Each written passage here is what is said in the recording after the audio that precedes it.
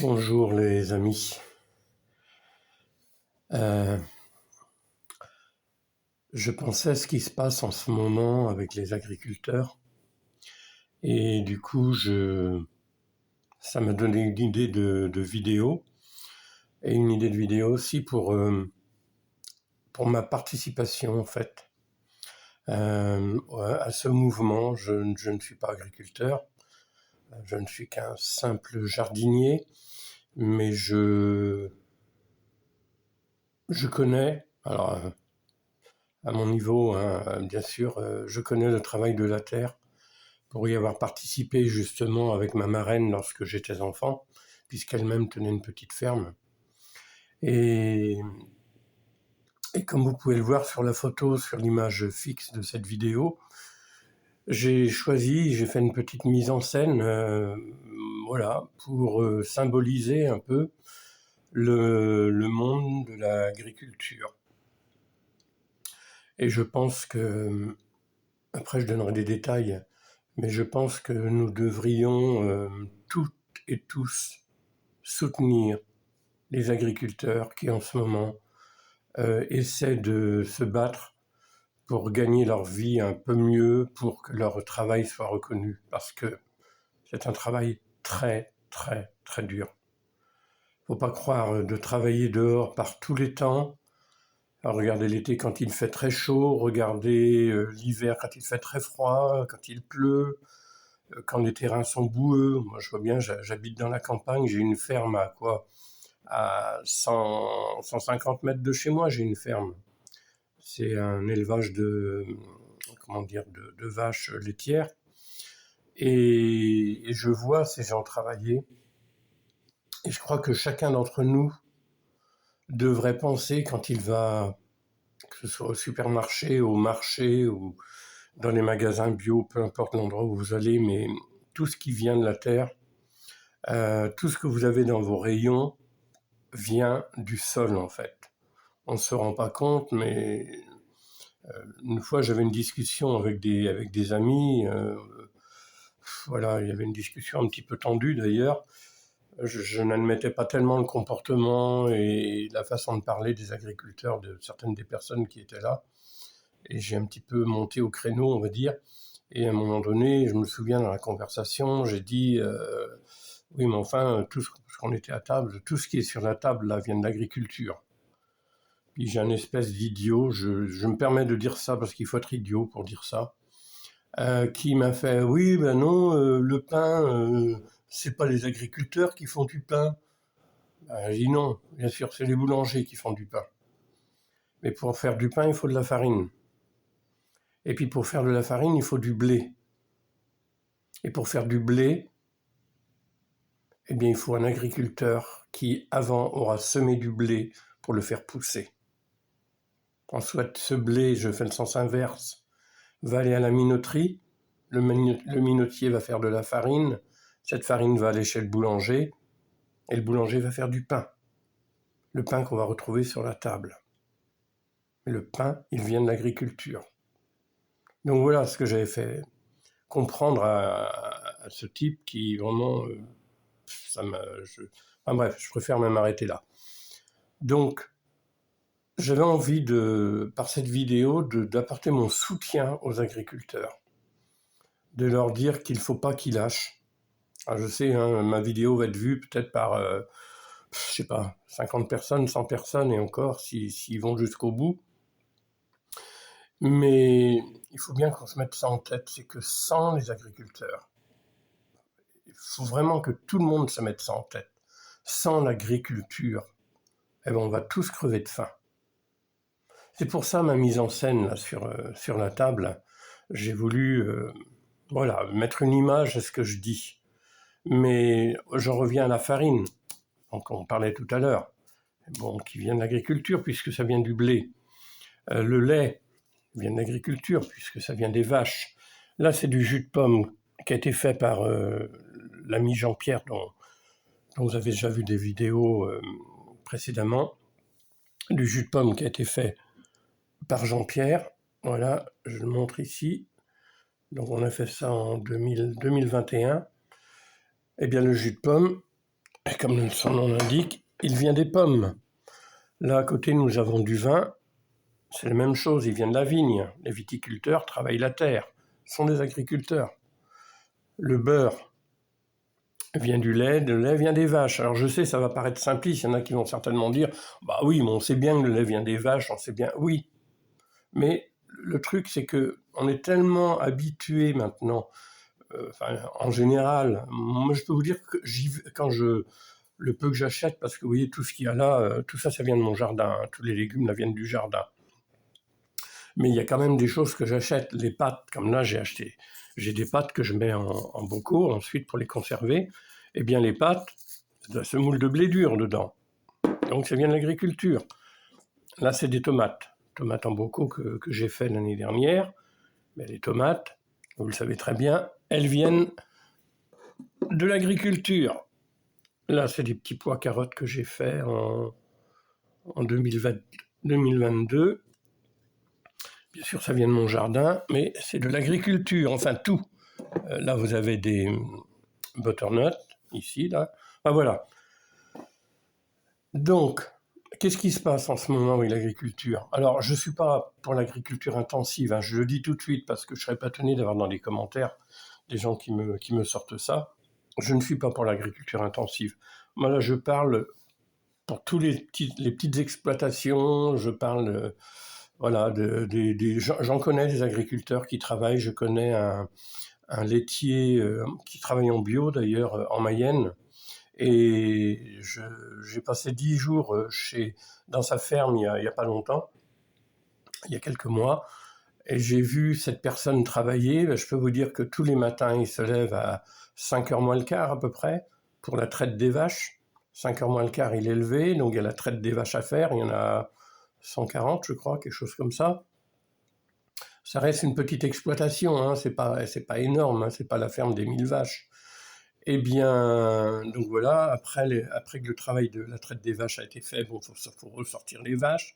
Il y a l'entretien des locaux, je ne sais pas trop le nom que ça porte, tout ça, mais l'entretien des locaux. Ensuite, je sais que dans cette ferme-là, ils font leur beurre, enfin voilà, ils font des choses quand même à partir du lait de leurs vaches, bien sûr. Ils font des céréales puisque dans cette ferme, ils font leurs céréales eux-mêmes en bio, ensuite qu'ils écrasent, enfin voilà, ils font un genre de muesli avec, ils ont des machines pour écraser les céréales et ensuite les donner aux vaches en aliments. Donc le travail de la terre, pour eux, il faut semer les céréales, il faut les entretenir, il faut les récolter, il faut les stocker. Et à côté de tout ça, vous avez les vaches quand même qu'il faut traire 2 fois par jour, parce que dans la journée, bon, il travaille au champ, il fait ce qu'il a à faire. Ensuite, le soir arrive, eh bien, à 17h, je crois que c'est vers 17h, 17h30, je ne me rappelle plus trop, puisque je suis allé avec cette personne rentrer les vaches. Eh bien, il faut rentrer les vaches, il faut les refaire rentrer à l'intérieur, et reparti pour la traite, qui dure jusqu'à environ 18-19 heures, quelque chose comme ça. Donc vous voyez, c'est pas un travail de tout repos. Beaucoup d'entre vous le savent certainement, mais d'autres, certainement, je pense qu'il y a des gens, ils vont faire leurs courses en supermarché sans même penser au travail que ça peut donner. Tout ce que vous voyez sur la table, là, le travail que ça peut donner. Et donc c'est des gens qu'on doit respecter. Parce qu'un pays, regardez là, ils sont en train de détruire nos gouvernements successifs. Mais alors, je crois que le dernier, là, c'est la cerise sur le gâteau. Hein. Ils sont en train de tout détruire. On a détruit l'industrie en France. Maintenant, tout est fabriqué en Chine. On a détruit le textile. Saint-Étienne, qui était un nid industriel, où on fabriquait les chaussures, il y avait les armureries de Saint-Étienne. J'ai connu tout ça étant gamin. On a tout détruit. On va devenir un pays assisté. Et si on devient un pays assisté au niveau de l'alimentaire, faut réfléchir à tout ça. L'alimentaire, c'est le point numéro 1. Plus d'alimentation, on crève tous, hein, faut pas rêver. Eh bien, l'alimentaire, si on devient tributaire, parce qu'on va fabriquer de moins en moins en France, c'est ce qui se passe déjà. J'entendais à la radio ce matin, ou hier matin, je ne me rappelle plus, non c'est hier je crois, j'entendais ça à la radio, qu'en France on consommait, accrochez-vous bien, hein, parce qu'il faut réfléchir à tout ça quand même, qu'en France, on consommait de plus en plus de poulet et qu'on en produisait de moins en moins. Cherchez l'erreur. D'accord? On en produit de moins en moins, mais on en consomme de plus en plus. Donc, elle vient d'où la différence? Eh bien, elle vient de pays comme l'Ukraine, par exemple, en ce moment, qui va inonder l'Europe certainement de produits moins chers. Donc, des poulets qui viennent, je ne sais où. Je voyais, il y a 2 jours, je suis allé faire quelques courses, des produits que je ne fabrique pas moi-même, donc je suis bien obligé de les acheter, comme l'huile, des choses comme ça. Je regardais le rayon légumes dans ce magasin-là. Attendez, on est au mois de janvier. Dans ce rayon légumes, il y avait des courgettes, des concombres, des tomates, des aubergines. Attendez, je suis désolé, moi qui travaille le jardin, tout ça sont des produits d'été. Il faut arrêter de manger des légumes qui sont hors saison. Alors bien sûr, ils viennent d'où? Alors quand on nous parle de l'empreinte écologique, ça me fait rigoler, moi, quand on me parle. Les donneurs de leçons, les bobos de Paris, tous les bourgeois de Paris et même ici en Bretagne, qui savent donner des leçons mais qui n'ont jamais mis leurs pieds dans la terre, eh bien, tout ça, il faut réfléchir que tous ces produits qui viennent de l'extérieur, ils ont un coût écologique puisqu'on va les transporter par avion, d'avion cargo par exemple, ou par bateau. Bon, ces bateaux-là, ils fonctionnent avec quoi? Ils ne fonctionnent pas avec de la limonade. Donc, il faut mettre du kérosène, pas du kérosène, du fuel dans les bateaux. Les avions, c'est pareil, c'est pas que de la limonade. Et puis l'avion solaire, il n'existe pas encore. Donc, on met du kérosène. Donc, tout ça, alors quand on me parle du coût écologique, ça me fait rire, quoi. Vraiment, ça me fait rire. Donc voilà, en gros, à peu près, par rapport à tout ça, on a tout intérêt à faire vivre nos agriculteurs, à consommer localement, de façon à limiter le transport et tout ça.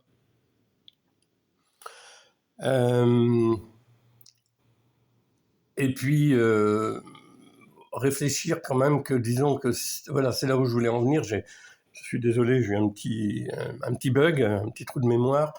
Il va falloir que l'on se mette en tête qu'on ne peut pas devenir dépendant alimentairement des autres pays. On ne peut pas. Maintenant, regardez, actuellement, on est dépendant, alors qu'on a des connaissances en France. On est dépendant de la Chine, des pays asiatiques et tout ça, pour les composants électroniques, pour tout. Regardez, allez dans les magasins, tout vient, c'est Made in China, mais sauf Made in France pratiquement. Chercher du Made in France, il faut chercher. Donc on est déjà dépendant. Regardez, quand il y a eu les problèmes, là, les usines ont été bloquées parce que, pourquoi? Il n'y a plus de composants électroniques. Et ils viennent d'où? Ils viennent de Chine ou je ne sais où. Donc on est baisé, on ne peut plus le faire. Désolé pour ce que je viens de dire, mais voilà, c'est la réalité. Donc on est bloqué. Il y a des usines en France qui ont été bloquées parce qu'il manquait de composants électroniques. Donc imaginez maintenant, qu'on n'ait plus d'agriculteurs, qu'on n'ait plus d'agriculture en France, ou qu'on n'en ait plus assez pour subvenir à la demande alimentaire du pays, sans parler d'envoyer nos produits ailleurs, juste déjà de s'auto-suffire. On n'a plus cette indépendance alimentaire. Mais je vais vous dire une chose, moi, un pays qui n'a plus son indépendance alimentaire est un pays qui est à genoux. Quand vous êtes dépendant de l'alimentation des autres pays, vous êtes à genoux. Et je vais vous dire pourquoi je vous dis ça. Parce que je l'ai vécu. À une période, je ne vais pas rentrer dans les détails, mais il y a une quinzaine d'années, j'ai eu un très gros clash dans ma vie, très très gros, qui a fait que je me suis retrouvé à un moment donné sans revenu, sans travail. J'avais une cinquantaine de balais, 55 ans à peu près. Sans travail, les droits auxquels j'avais droit épuisés, donc j'avais plus le droit qu'à 400 et quelques euros par mois de RSA, je ne sais plus comment ils appelaient ça à l'époque. Et pendant 2 ans, j'ai eu honte sur le moment, mais j'en parle maintenant, mais pendant des années, j'avais honte de le dire. Pendant 2 ans, j'ai eu le droit au Resto du Cœur, à la banque alimentaire. Eh bien, je peux vous dire, la honte, quand vous allez, parce que vous y allez à un moment donné, vous savez, quand vous avez le dos au mur, vous n'avez pas le choix. Et vous y allez. Et vous faites la queue pendant 3 heures. Je me rappelle, c'était à Saint-Nazaire. Je me souviens aller de bonne heure, parce qu'il y avait tellement de monde, de faire la queue. Comme des fois l'hiver, il faisait hyper froid, ou il pleuvait, on était sous la flotte, parce qu'il n'y avait pas un hangar pour vous faire, du moins à l'époque, hein. On faisait la queue sur le trottoir. Eh bien, vous ne pouvez pas savoir comme c'est humiliant d'être tributaire, d'être, comment dire, à la merci des autres, parce que vous êtes à genoux. Vous n'avez plus de quoi vous nourrir. Et là, vous êtes à la merci de n'importe qui et de n'importe quoi. La honte. Et ça, c'est une petite image, ça, c'est juste moi et d'autres, puisque vu la queue qu'il y avait, on était quand même nombreux, mais voilà, c'est pas à l'échelle d'un pays. Mais imaginez un pays qui ne produit plus ses légumes, qui ne produit plus ses fruits, qui ne produit plus son vin. Eh bien, c'est un pays qui a les menottes aux mains ou un boulet à ses pieds. On est foutu. Alors déjà qu'on est foutu pour plein de choses. Ce que j'ai dit tout à l'heure, l'industrie, le textile, enfin tout, regardez dans le nord, tout ce qui a été détruit dans le nord de la France. Il faut... Et là, j'aurais m'adressé un petit peu aux jeunes. Alors, je ne sais pas s'il y a des jeunes qui vont regarder ma vidéo, hein, j'en sais rien, on verra bien. Mais au moins, faites-la circuler. Mais quand vous avez connu ces villes qui avaient des entreprises, qui faisaient vivre les gens, parce que quand il y a une entreprise dans une ville, ça fait vivre des familles. Moi, je me souviens à Lorient, ça c'était dans les années 65, quand j'ai commencé mon apprentissage en pâtisserie. Eh bien, les zones commerciales, comme il y a maintenant partout, ça fait ces horreurs là c'est ce qu'on a, oui, les zones commerciales, ces espèces de cubes en ferraille là, qui sont moches, qui ont détruit nos centres-villes, parce que là encore, on est dans la politique du toujours plus. Eh bien, je me souviens de Lorient, il n'y avait pas ces zones commerciales encore là. C'était vraiment les grandes surfaces. Il y avait des petits trucs, mais c'était pas ce qu'il y a maintenant, quoi. Le centre-ville de Lorient, mais tous les après-midi, le salon de thé de la pâtisserie où je travaillais, c'était noir de monde. Il y a du monde, quand je dis noir de monde, pas exagéré, mais le salon de thé, il était pratiquement plein tous les après-midi. Il y avait du monde dans les rues, il y avait une vie dans ces villes-là. Maintenant, regardez, beaucoup de villes, elles sont vides. À Saint-Nazaire, quand je suis arrivé à Saint-Nazaire en 1977-78, les zones commerciales qui autour de Saint-Nazaire n'existaient pas non plus à ce moment-là.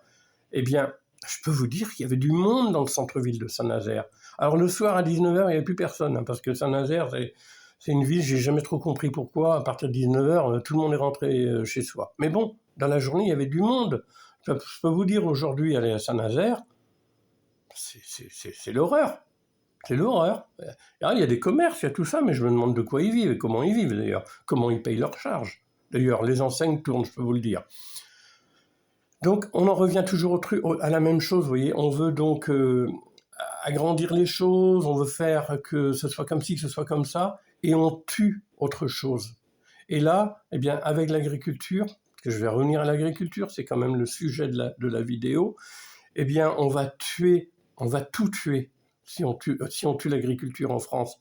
Et on ne va pas tuer que les agriculteurs, on va tuer ce qu'il y a autour aussi.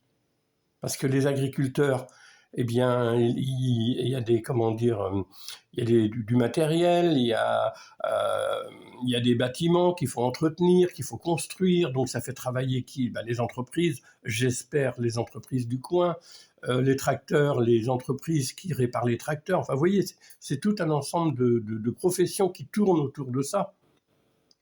Et si on devient dépendant des poulets du Brésil, du blé de l'Ukraine, de la merde, parce que, alors excusez-moi, mais alors j'emploie le mot et je le dis, mais vraiment de bon cœur, de la merde américaine, parce que là, l'américanisation des produits, comme tout ce qui est McDo et tout ça, alors, il faut arrêter les conneries, quoi. C'est vraiment... faut réfléchir, quoi. Quand vous voyez, tiens, je vais vous montrer un exemple, pareil avec l'Union européenne. Alors ça c'est pareil, l'Union européenne, ça va bien nous enterrer tout ça. Regardez une carotte comme ça vient du jardin. Elle est où ma carotte? Elle est là. Bon, c'est pas les carottes à Jean-Pierre, hein, parce que on avait vu la vidéo des carottes à Jean-Pierre qui faisaient 900 grammes. Bon, après, tous les terrains ne sont pas... mais peu importe, je m'en fiche, moi. La carotte, là, elle est tordue. Elle n'est pas très grosse. Au lieu d'en mettre une carotte, j'en mettrai 3. Hein, c'est tout. Pour l'éplucher, ce sera peut-être un peu plus compliqué. C'est pas grave. Puis d'ailleurs, elle est en train de refaire des feuilles. Mais tout ça pour dire, c'est que maintenant, aller mettre une carotte comme ça dans un magasin, dans un supermarché, mais ils la prennent pas. Ils la prennent pas parce que maintenant, il faut que toutes les carottes soient bien droites, la même taille. Les tomates, il faut qu'elles soient bien rondes, tout ça. Il faut arrêter les conneries, quoi. Tandis une carotte comme ça, peu importe, elle est tordue, il y a un petit bout là, ici, là, bon, qu'est-ce que ça peut faire? On l'épluche et quand elle sera coupée en rondelles, je vais vous dire, ça va être la même chose, quoi. Bien. Je vais peut-être pas trop, parce que je vois qu'on est rendu à 21 minutes. Donc voilà.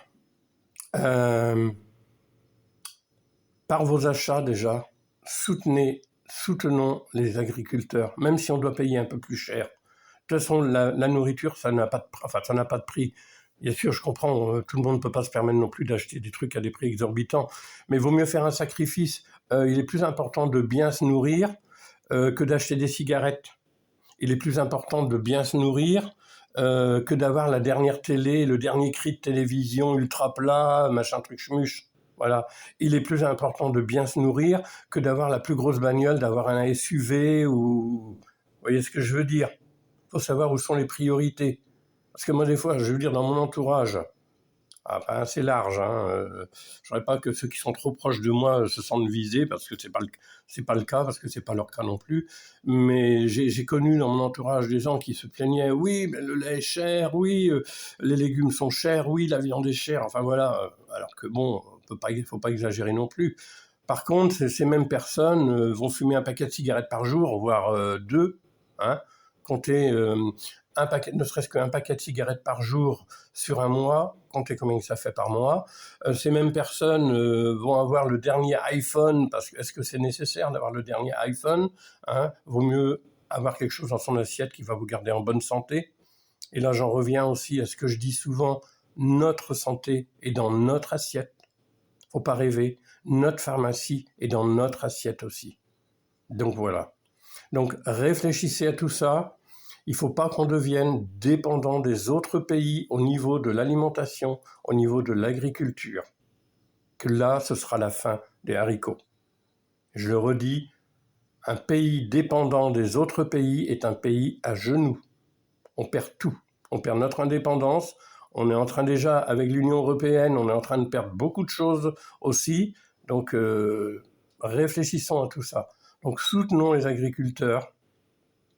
Ils ont besoin d'être soutenus. Et surtout, si le conflit doit durer, ne pas se retourner contre eux. Parce que j'ai encore entendu un truc à la radio il n'y a pas longtemps, et je vais conclure là-dessus, je pense. Donc ils avaient bloqué, je crois, autour d'une grande surface, un truc comme ça.